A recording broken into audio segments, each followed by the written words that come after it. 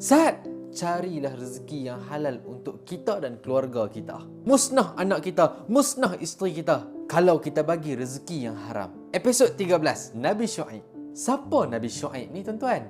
Nabi Syuaib diutuskan untuk penduduk Madian. Yang mana penduduk Madian ni kerja mereka merompak orang, tipu dalam timbangan, mensyirikkan Allah, sampaikan mereka sembah pokok. Pokok tu nama Aikah. Kalau tuan-tuan cuba search kan, Ashabul Aikah. Tuan-tuan jumpa cerita ni. Dia macam Ashabul Kahfi ke Ustaz? Dah, tak sama. Ini Ashabul Aikah. Pokok tu nama Aikah. Kaum Nabi Syuaib ni tuan-tuan, Allah bagi dekat mereka nikmat yang sangat hebat. Tanaman yang sangat subur. Sampaikan apa pun yang mereka tanam, semuanya jadi elok. Pokok Aikah tu besar tuan-tuan. Kan tanaman mereka subur. Tuan-tuan tengok saya nah.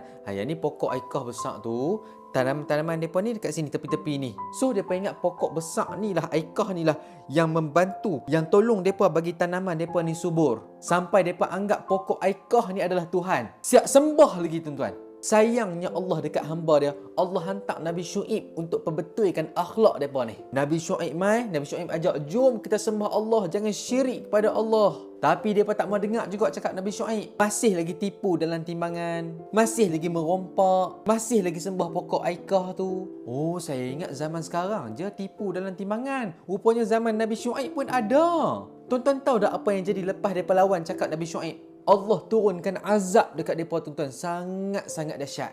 Berlaku kemarau yang sangat teruk sampai mereka ni dahaga sangat-sangat. Time tu semua pakak rasa takut dah. Tapi masih juga tak jumpa Nabi Syuaib. Tiba-tiba mereka nampak ada satu awan yang gelap tengah duk main dengan kilat-kilatnya tu.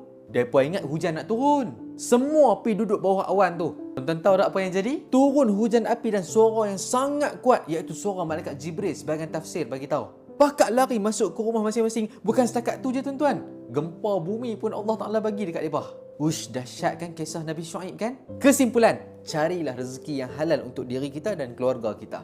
Jangan tipu dalam berniaga. Jangan pernah mensyirikkan Allah.